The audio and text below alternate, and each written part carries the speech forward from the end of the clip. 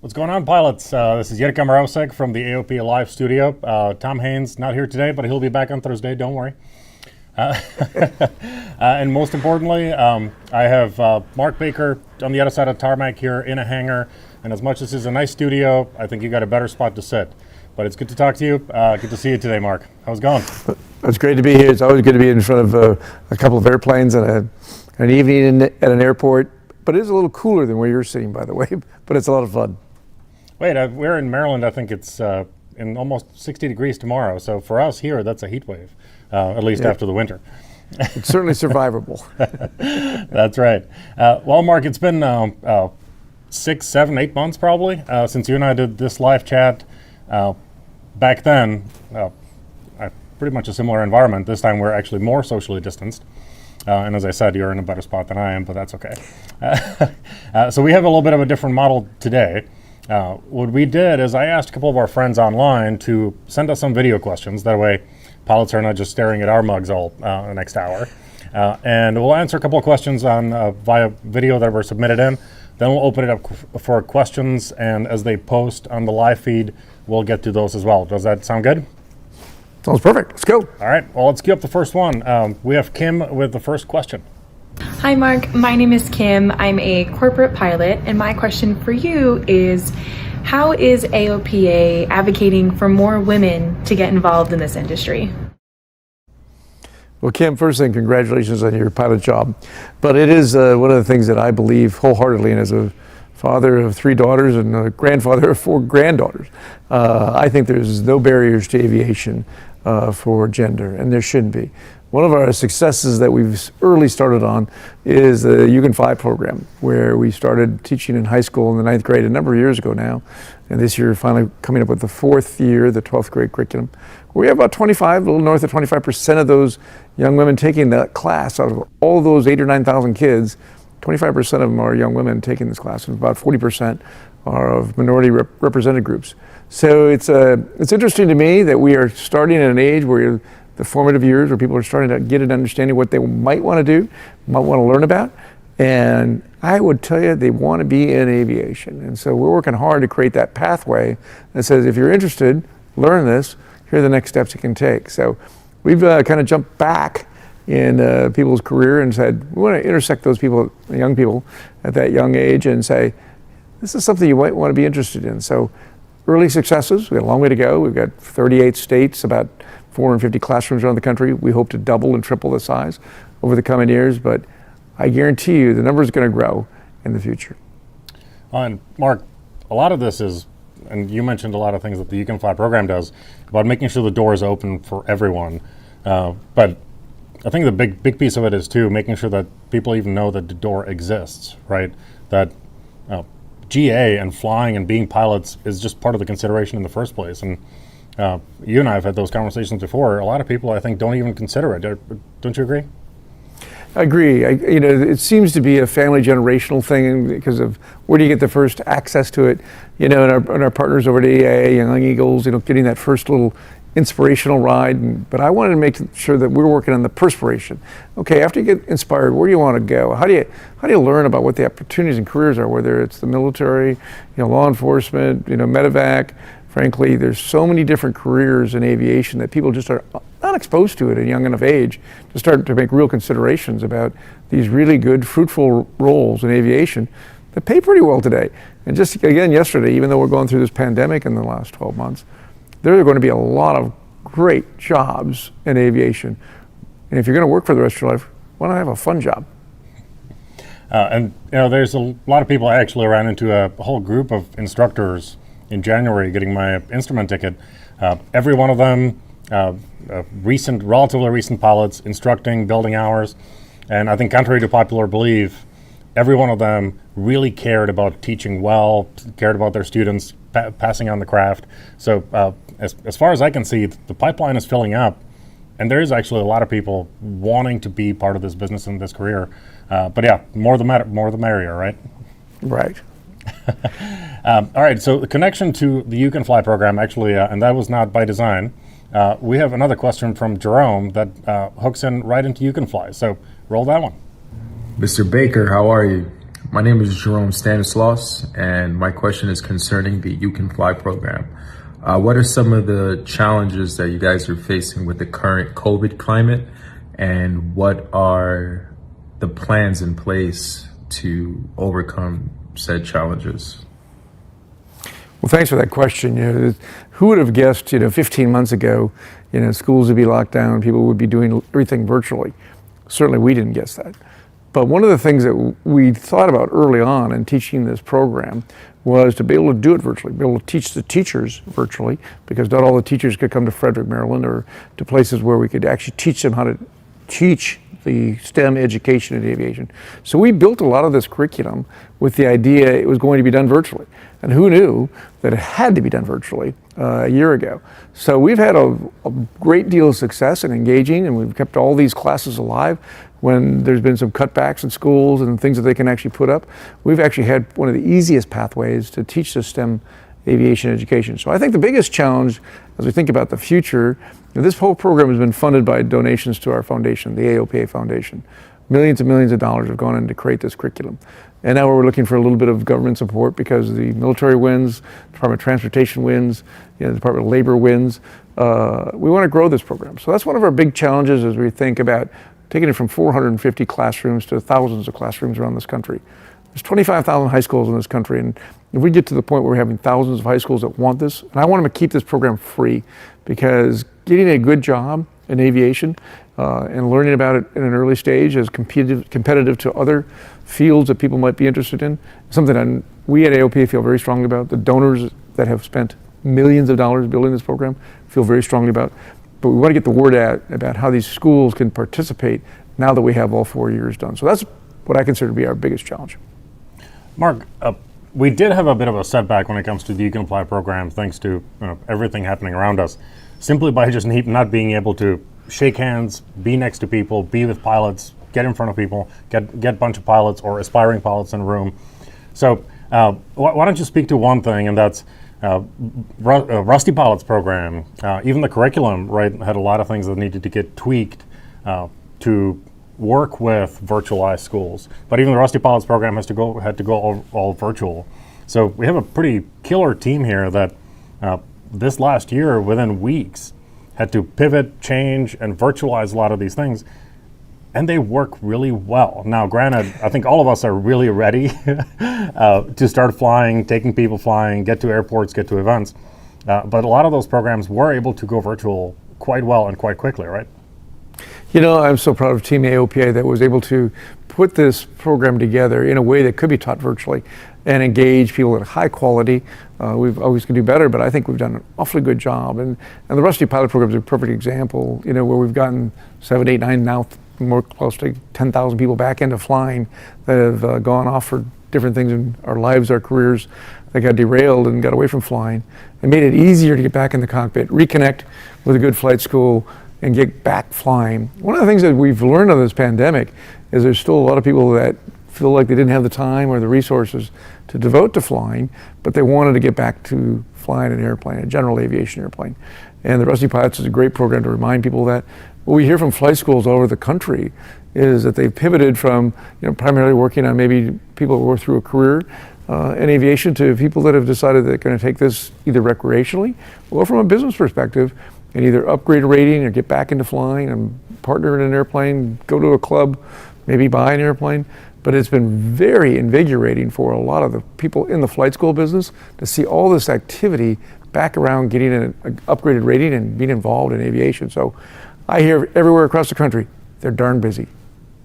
Hey, we like to see busy flight schools because that's our lifeblood, right?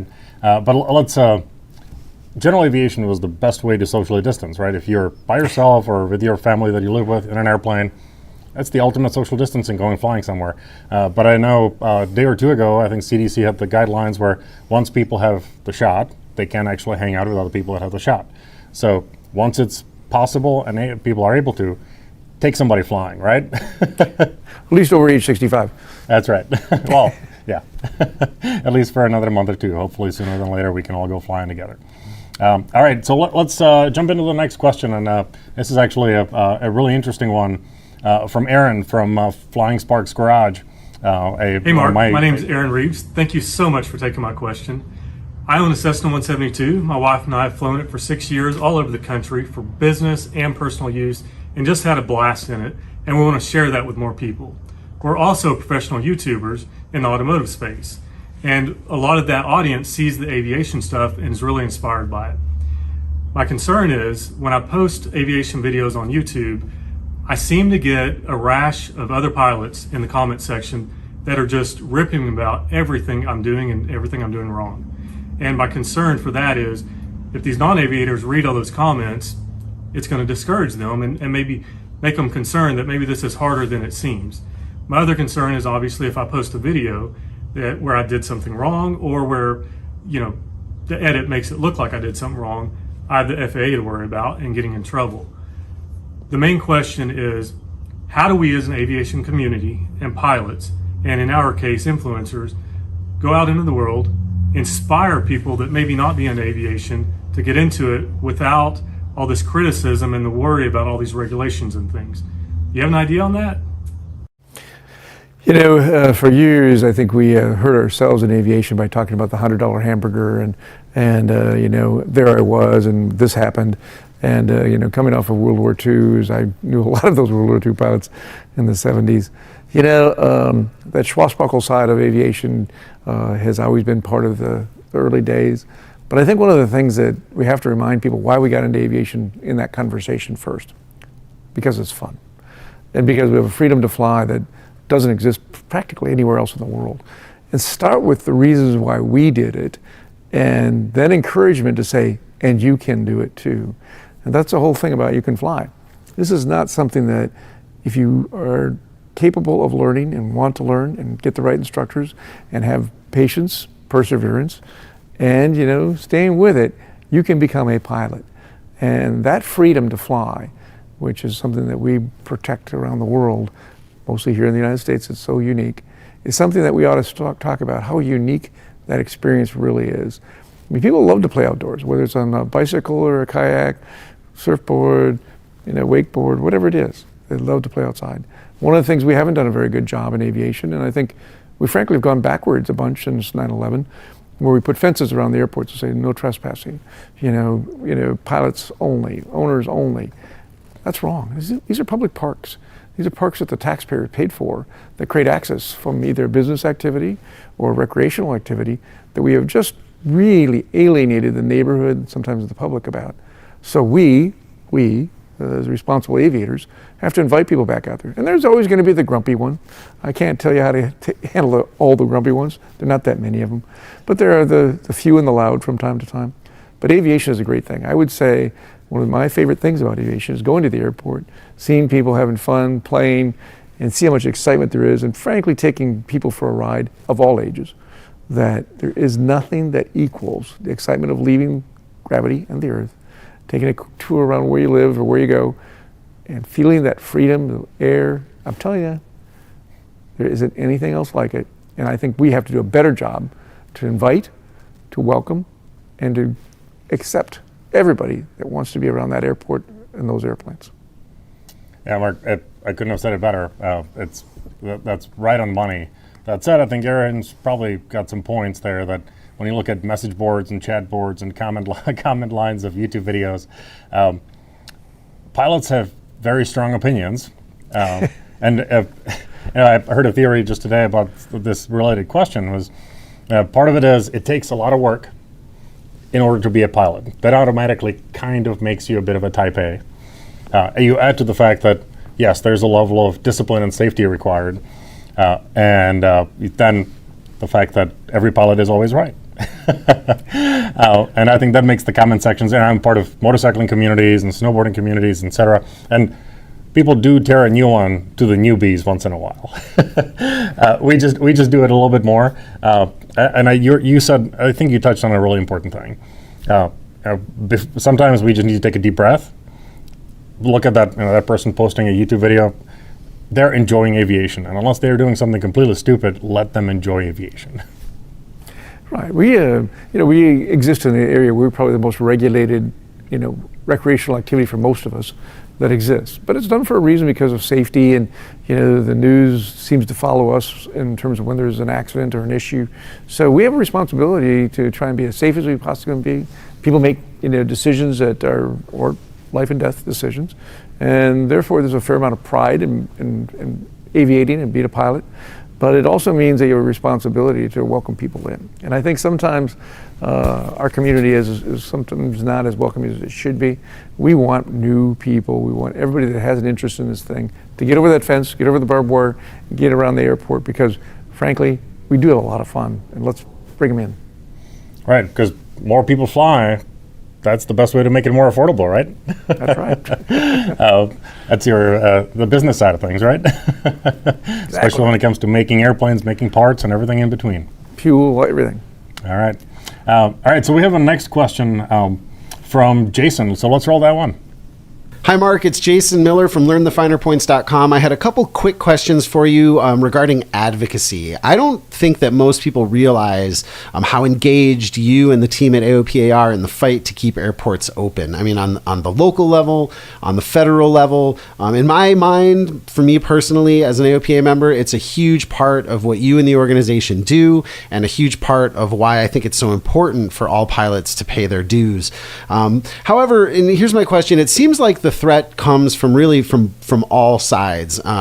You've got environmental concerns and noise concerns, which in my estimation seem to come from the left, but you've also got threats like privatization and other corporate interests that seem to come from the right. So my question is, in your estimation, what is the biggest threat facing GA over the next 5 years in terms of keeping airports open? Also, a follow-up question might be, are there any plans to open any airports? Is that something that happens? Is that something that you hear about? Does anybody have any plans to open airports for general aviation? Thank you so much for your time and for everything that you and the team at AOPA are doing for us. Well, those are great questions, Jason. And, without this unique network of airports, 5,000 public use airports that in many cases were built for World War II training activities and other bases and such that are turned over to the public. The airlines use 300-400 airplanes. That's all they use. The rest of them are to general aviation, business aviation, and the like. We have a very important ecosystem of airports. And largely AOPA and others, but largely led by AOPA, have kept these airports open, viable, and moving strong. There are always threats, and they tend to be threats mostly from the community that doesn't understand aviation or development. In some cases, because the land is so valuable that they'd like to see something else, and probably their own personal pocketbook lined by developing that land in those unique urban areas. One of the things that we've seen more recently is working together with this urban air mobility opportunities, electric eVTOLs, all those aircraft that are probably going to be on the scene in the next 5 to 10 years. They're going to need ports. They're going to need places to do maintenance. They're going to need places to charge.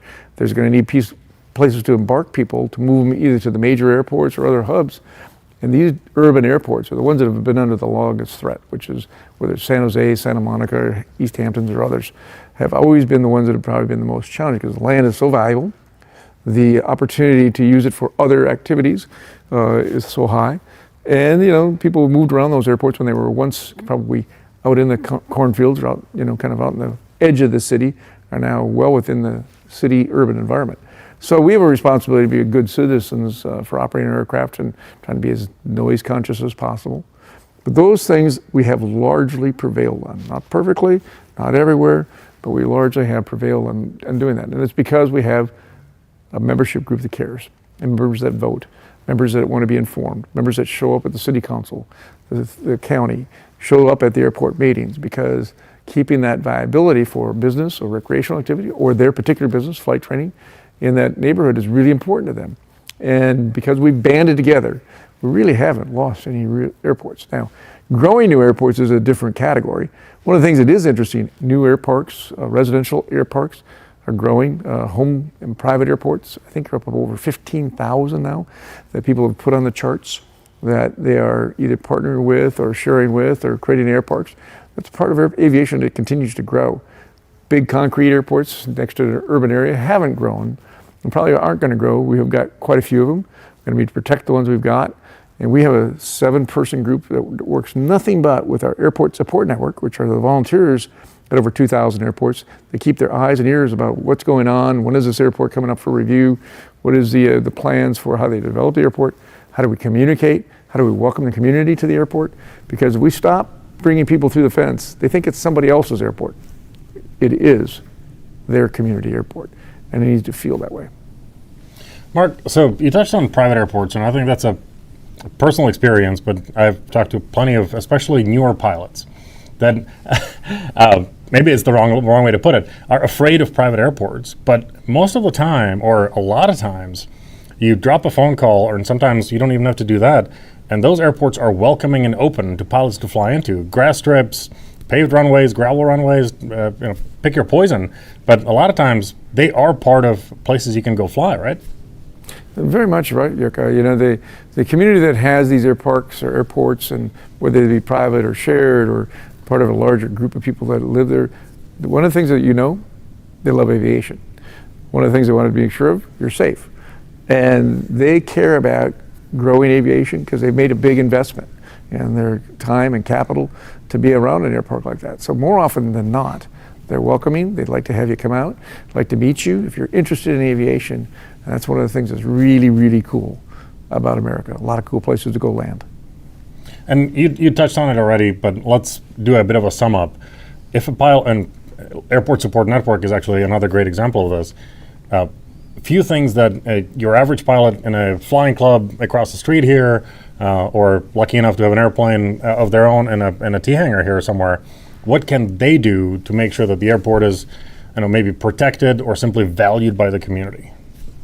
Yeah, well, I think the first thing starts with almost every airport. If they don't, most of them do, but they should have an open airport day to open the hangars, invite people out, make some popcorn. Today it's been a little tougher in the last 12 months, but it will come back. And we want to make sure that we don't forget that the airport is a welcoming place. And how many times do you see young families hanging on the fence looking at, through the fence to the airport? A lot. Go over and talk to them and say, hey, why don't you come on over? We'll show you around.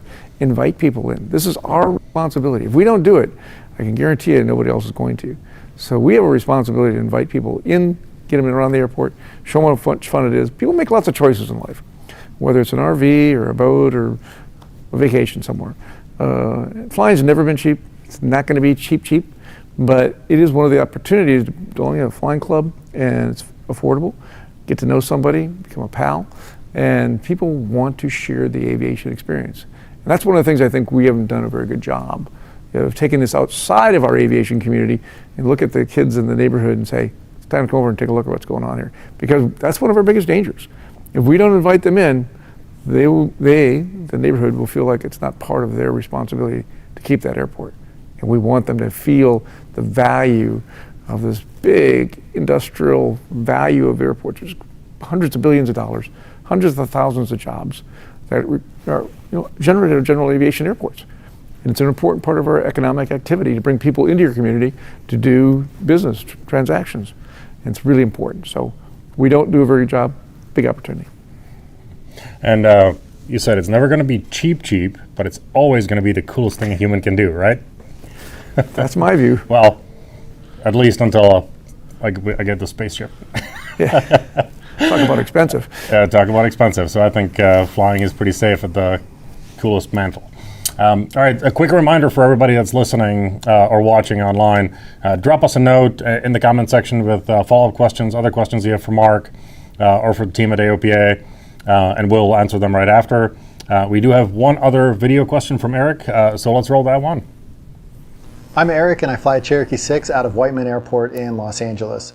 I understand we can fly to Mexico and the Bahamas under Basic Med, and I was wondering if there's any plans to work with Canada so that we can fly to Canada under Basic Med as well. Well, Eric, I get that question a lot from my friends in the northern part of the country where I've had homes. And the answer is yes, we're working really hard on getting Basic Med to be understood through both either a bilateral agreement with Canada directly, much like we have with Mexico and the Bahamas, so they recognize our alternative means of compliance with a medical review, or through ICAO, which Jim Kuhn and his team have been working really hard for the last couple of years. It's probably going to take another year or so or two to get that done so it can be recognized around the rest of the world. Not that the rest of the world matters as much to most of us as the adjacent country like Canada, but we're taking both avenues now. Of course, as you know, this last year, Canada has been closed to general aviation traffic, and hopefully we open sometime this spring or summer for general aviation traffic. We won't have anything in place probably for 2021, but I am committed that we will find a way to get something done with the Canadian regulators, either through ICAO or directly as a bilateral agreement, so we can fly with Basic Med. One of the things we know about Basic Med is we got 62,000 or so pilots using Basic Med as a way to travel safely. We've got now a 5-year look back, a lot of history on it. There has been none issue from a safety perspective that we can identify. We know it's a great way to comply and be safe and taking your health seriously with your own medical provider. The new federal air surgeon has been very supportive of this activity, and I think we're in the right direction through the 5-year look back to find ways to grow its acceptance, not just in Canada, but around the world. So stay tuned. We're not giving up. Thanks, Mark. That's yeah, you're right. It's right next door. I was just visiting Vermont not long ago, and that's people flying at all these northern states. Having easy access up north is definitely helpful. So let's get to online questions, and we have a good stack already running. So first one from Jason Canaris, and Jason, dude, sorry if I completely butchered your last name. The question is, I'm almost ready for my first check ride and really want to own my own airplane. So first and foremost, good luck on the check ride. You're gonna kill it. How worried should I be about finding insurance for a newly minted private VFR only for something like a 206? If he's going to do for 206, it's a great airplane, but the insurance question has been lingering now for a little while. What do you think, Mark? Well, I think a fixed gear airplane like a 206 with the right training, and you may be required to have a mentor with you for a bit. I'm not sure exactly what your background in age are, and it shouldn't matter, by the way.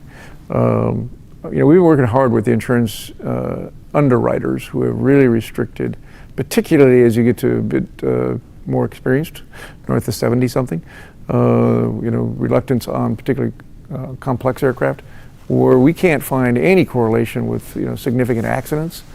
There is some correlation with starting with the tow bar and some other issues that we have to be aware of, maybe some deductibles that need to be evaluated for particular conditions. But if you're going to invest the time and learn how to fly and get your license, and congratulations on that pathway, I think you can be insured.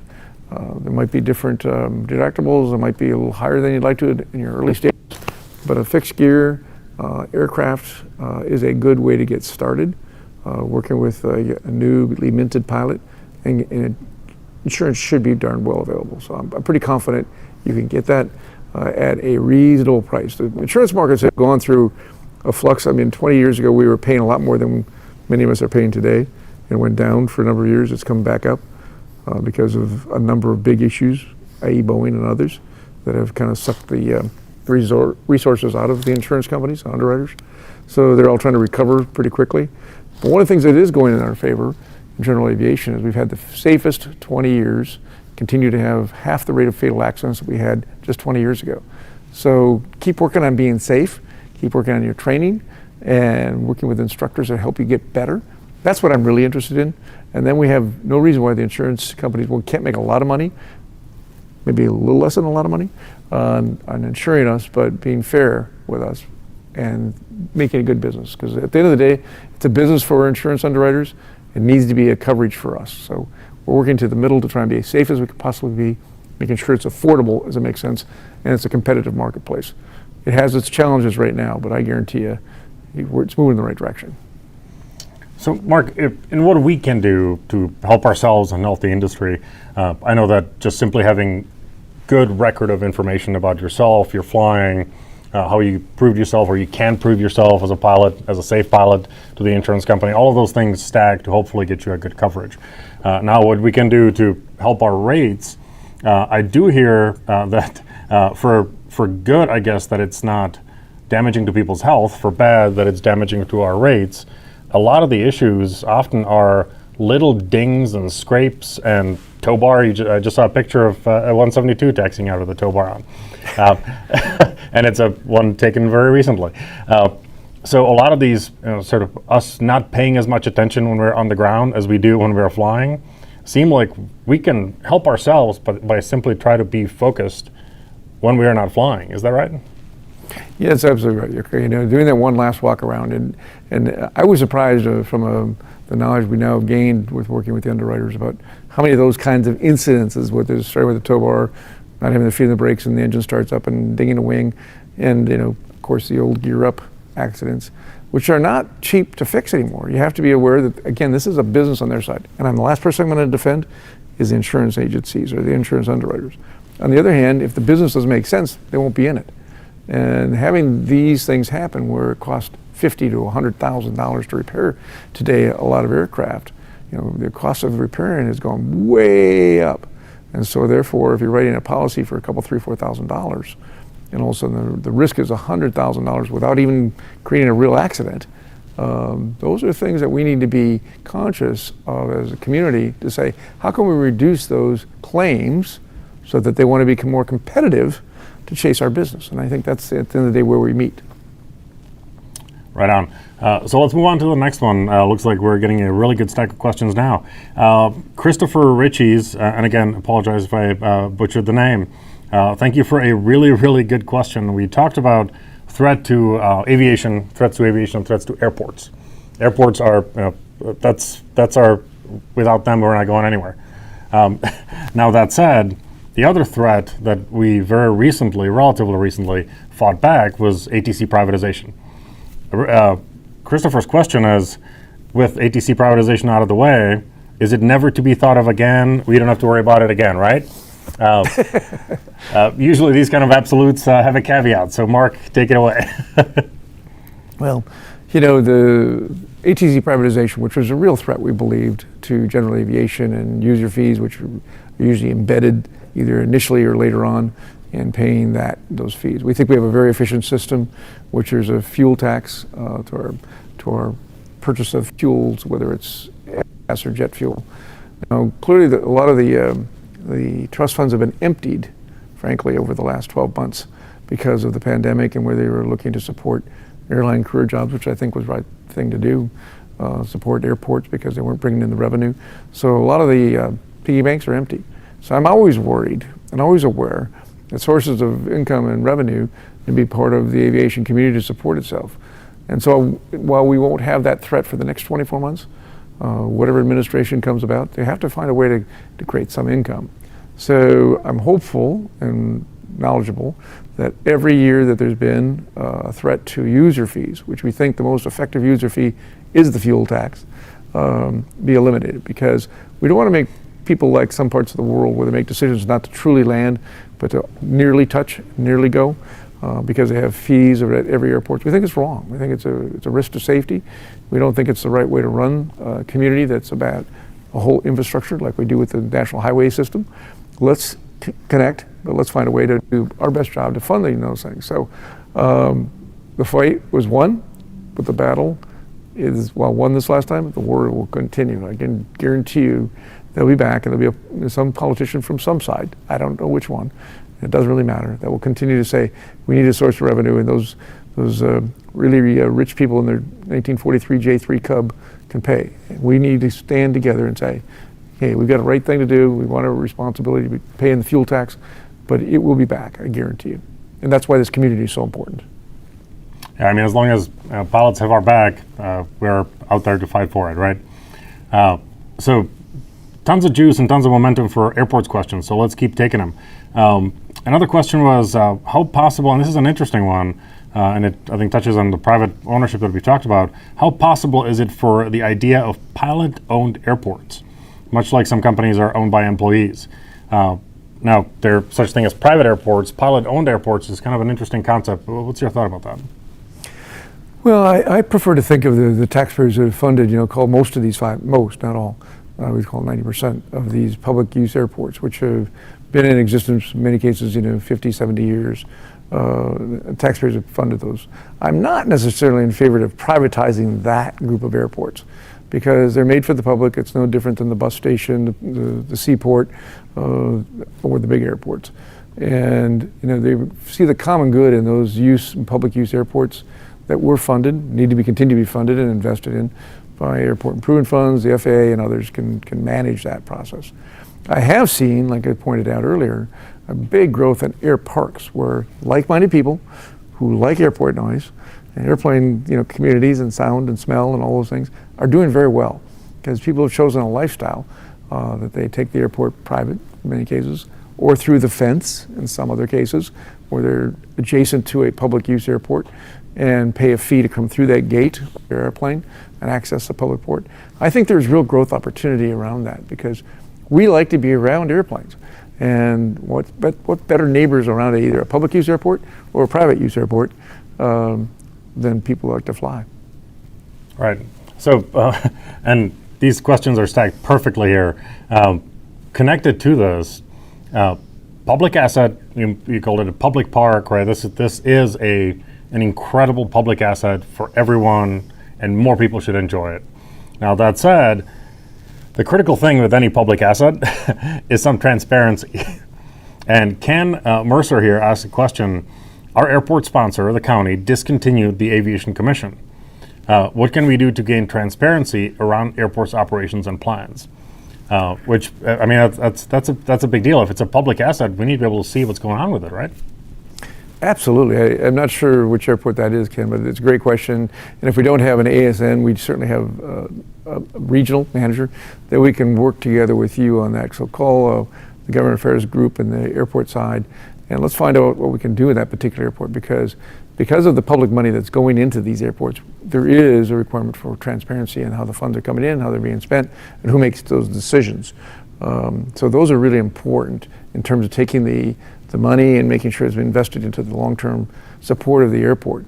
And it is not something that we support being done in the back room. It does require transparency. I thought you were going to go down the question as well about transparency about ramps and taxiways. One of the things I feel very strongly about is, since these things were provided for by the government through our taxpayer-funded initiatives, is that there be opportunity to have these things marked, whether you have transient parking that you don't require FBO services. Again, 99% of our FBOs do a great job in taking care of us and making sure we get fueled and in and out. But in some cases where there's a monopoly FBO, we want to have the opportunity to park on the public transient spot. And to date, and I think we're making a lot of progress right now, to get the requirement to have that kind of signing in the airport directory, as well as at the airport, where our opportunities to park without paying something that might be higher than the value we feel like we're getting at that airport. So stand by on that one. It's coming along. Yeah, and you and I have spent some time on this one, and a lot of the team here. In the end, it's pilots are consumers, and they should have access to the businesses they want to patronize and avoid those they don't. It's totally up to them. So here's a really a question that we all would love to have a positive answer to, but unfortunately I think I know the answer. Speaking of opening airports, I had read a while back about a movement to rebuild Meigs Field. Any progress? Well, Meigs Field preceded my time at Aopa, but I lived in Chicago a lot during the 90s. I used Meigs Field a lot myself, and what a great asset that was. What a travesty it was to have the city decide to take that away based on some perceived threat from 9/11. Very sad. I don't know of anything that's moving in the positive direction on that. Now again, urban mobility is a new conversation about moving people from downtown to their hub airports and other places. While that might be a perfect example of one that should be, I'm not sure that there's any real opportunity to do that at this point in time. So telling you like it is, I don't have a lot of hope for Meigs Field. I'll tell you, as a relatively freshly minted pilot, I've been flying for, I started flying long after Meigs Field was taken out of commission, unfortunately. But I've been fortunate enough to fly that corridor just along the skyline of Chicago, and it's absolutely beautiful. So being able to land right along that corridor, missed opportunity on my end. All right, so the other question is on fuel, again, operating aircraft. The name was Cavalier 102. The question is, how drastic do you think that fuel prices will increase? That's assuming they'll increase, but most things always get more expensive. So what's your thought? How bad is it going to be if they do increase? Well, I think fuel prices, much like the automotive fuel prices are on the direction northbound. I don't know exactly what the average fuel prices are today. I have on my dashboard, I get to look at that at the end of every month and see what the national fuel prices. I know it's been moving north for avgas, and it's very different by different parts of the country. And it is going to go up a bit. We were blessed, if you will, from our side of the fence on having $20, $30, $40 barrel fuel available that converted to us to some parts of the country as low as $3 a gallon for avgas, and in some cases it's still stayed at 4 or 5. But it's I think going to remain in that kind of category, kind of where it was. If you took a 5-year average, we're going to probably be in that zone. I think that's where fuel is kind of blending out at $60, $65 a barrel, and it seems like that's going to be a kind of a stabilization where they can afford to reinvest in many cases in the oil fields and keep the fuel flowing. Because I think availability of avgas, we remain in a very, very small part of all fuels blended in the world, and it's important that we have access. And so far, it's profitable enough for the providers to make it available to us. That's my biggest concern. And as we go down the path of trying to figure out what the alternative fuel is going to be for lead someday, the Congress has continued to put $6 or $7 million a year into the research project trying to figure out alternatives to leaded fuel, the PAFI, Piston Aviation Fuel Initiative. So if we can find a compatible fuel that can replace the leaded fuels that we use today, the last kind of call it leaded fuels that anybody uses in a combustion engine, us in aviation, although it's very small percentage of all fuel burned, as I pointed out. It is something, if we can find a compatible and affordable and transferable to drop-in fuels, that's something we would support. But thank God we have leadership in Congress that we work with every year to make sure that initiative to continue to research it can help us find those alternatives, because we want to do the right thing. We want to move away from lead as long as it works affordably. Right, and since I see that our beautiful little RV right behind you, a little plug here for the resource that's available to the pilots that fly the airplanes like that. We did add MoGas to the AOPA airport directory, AOPA app, etc. So you do have the ability now to see if you can gas up that airplane with MoGas around the country, which is, it's not an alternative fuel, but for those road Texas and others, it's out there. Right. So next, and that's a topical question for me because I think I'm due in the next couple of months. Straight Deal Aviation is asking, why won't they drop the third-class medical for non-professional pilots? The third-class medical still has value if you're a pilot that happens to carry more than 6 passengers. If you're flying over 6,000-pound airplane privately, that's something that I think as we go down the road, we're now in our first 5 years of having the basic med and showing that we're being safe, we're being reasonable, we're doing a good job of policing ourselves and our own health. I think we have opportunities long term to kind of go down an expansive path with that. But we're just on the first 5 years of basic med, and thank you for what you've done out there and being safe and doing the right thing and being responsible for it, because it allows us to have that conversation to go down the path. But right now, there's some reasons why people want to have a third-class medical, namely to carry more than 6 passengers and namely to fly an airplane over 6,000 pounds and over 18,000 feet. So those are the reasons today. Whether they make good science sense or not was another discussion. Great. So we have a quick follow-up comment from Jason, who asked the first question around getting insurance for his 206. First, thanks, Mark, for your feedback. And then his follow-up question was, as a new pilot and new to the community, what are some ways I can start helping and giving back to the AOPA? Now, I'll tell him one, when he buys that 206 and clearly things loosen up a little bit about being able to see people, swing by to see us in Frederick, Maryland. But besides that, Mark, what can he do to give back to AOPA or give back to the aviation community? Well, there's two answers to that. One is, if you have the resources that are interested in helping the AOPA Foundation, is always an important part of how we grow the pilot population, how we protect these public use airports. A lot of these things in the image of GA is all part of what our foundation does on top of our safety side of the foundation. Because all of those things actually come back to each one of us as pilots, whether it's lower cost of insurance or availability of insurance, more interested people in buying your airplane when you're done with it, fuel that's got now economies of scale. There's all kinds of reasons why the foundation has done a really good job of bringing that message home to why we will want to be together in the community. And as far as helping general aviation, it really is about inviting people to the airport. And you can attach yourself to one of our high schools and bring them out there and just walk them around the airplane, let them sit in it. And it's just one of those things that you never know what that seed is going to be harvested by creating that inspiration. And I think the closer you can be to our high school program and understanding what we're trying to accomplish there, the more you can be cognizant about your high school maybe, or your neighborhood high school that could and should be part of this thing. Really important part of that. But reminding people why you fly and why you're part of AOPA is the best thing you can do. Thanks, Mark. That's great. So back to actually airports. A lot of great topics are here. And this is an interesting one around the ASN program as well.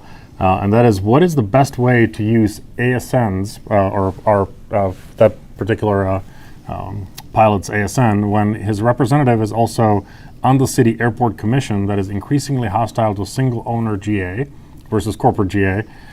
Where it sounds like it's represented in their 20-year plan that really the focus is corporate, and they're pivoting away from single owner GA. How can they best use the ASN? I would recommend even using the regional manager for this particular topic, but what do you think, Mark? Well, first off, there's a whole bunch of education that, many of these airport boards and commissions and sponsors don't have very many aviators on their board, frankly. And reminding them that there is a ecosystem in aviation that, you may want the Gulfstream to come to your airport, but nobody started out flying a Gulfstream. They started out flying a training aircraft, and they took multiple steps to get there. Building a strong community doesn't mean one has to go and the other has to leave. It means that they find ways to accommodate all the users of that airport, whether it be for recreation or for business, and to make sure that we have the infrastructure built out to support both sides of aviation, because one cannot exist without the other. And that's a big part of the education, because everybody sees the dollars when somebody puts on 1,000 gallons of something versus 30 gallons of something. Yeah, I understand that. But without understanding how that person got to fly that airplane, how the people got interested in buying bigger airplanes, that's a really important part of what ASN does. Eyes and ears, as we call them, for the airport to say, hey, they're thinking about tearing down our T hangars and just putting up big corporate hangars. That isn't going to solve the problem long term. We need to have both. Right, absolutely. And Chris Stater, who asked that question, I see it here at the end of the comment.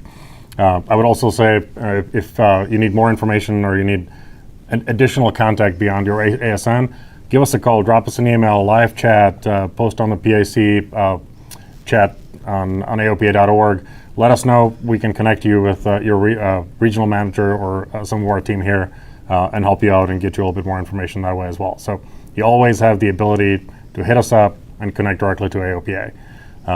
If you need to, we're here. Right, Mark? Always. All right, excellent. So this is not a question, but it's a really fun one, and I am not going to attempt the accent. I already have one, and I don't need to add to my repertoire here. But the comment is, on behalf of members and supporters of AOPA Australia, I extend our best wishes and very warm thank you to our friends at AOPA USA. Worldwide, AOPA is a very special family of like-minded aviation people, all working around the clock to protect the global aviation community's freedom to fly. Best regards, Benjamin Morgan, AOPA Australia CEO. Benjamin, thank you. Absolutely right. We are a relatively small global family, hopefully growing. Right, Mark? Yeah, that's right. It's always interesting because we see the challenges, and I think there were nearly 80 countries part of international AOPA. And some have 2 airplanes in Greece or whatever it is. But there is still a bond that exists among aviators, people that are enthusiastic about this unique ability for us to leave gravity, fly, see things that others won't. And we bond together about why we love aviation and how cool it is and how unique it is and how we can learn from one country to another country about the opportunities. Or in some cases, if you're lucky enough to go meet one of these affiliates and they have an airplane and you want to go for a ride, they tend to be really warm, friendly, fun people, part of our community.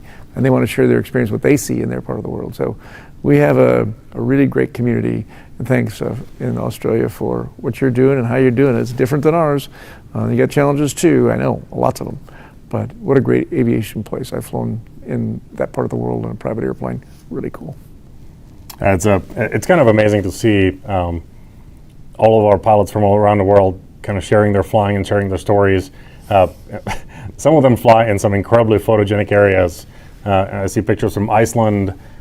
We have a flying club in Lake Como that's a seaplane base. Flying in Australia just has to be epic.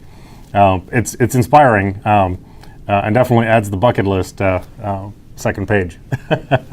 Sure does. So one other question, and back to airports actually, and that's also a really interesting one around private with public funding. Are privately owned public airports given any government funds or support to help maintain the facilities? And the answer is generally not. If it's a privately owned airport, and even though it's a public use, and there are few places in the country where that's more prevalent. More often than I've seen, my experience is more in the East Coast. And there may be some state funds and some other funds that are available to that because of creating that access. I don't know of, and I'm not the expert at this very second, about what the alternatives might be, but in many cases there are other ways to get funds for those private airports, privately owned public use airports. And so again, I think, like you pointed out, I go back to our government affairs group in that region and see if they can't find, if any possibilities are. Generally, it's a little tougher. So that's really interesting around starting. You were talking about flying communities. How do those get off the ground in the first place? I usually see these flying homes with a hangar, which is just dream garage if you ask me. How does that even come together? Does just somebody find a patch of land and decides, hey, I'm going to develop this into an airport? I mean, I've been in the industry for a couple of years, but that's still kind of an amazing thing to me. It is, but it's happening all over the country, and I've seen some new ones, and I participate in a couple of flying communities, and I've certainly had the access to a number of them. It is actually interesting, getting like-minded people together and finding the resources to find the land and the right properties to do it, and making sure the community is not going to be anything but supportive of it, and being good citizens to the community.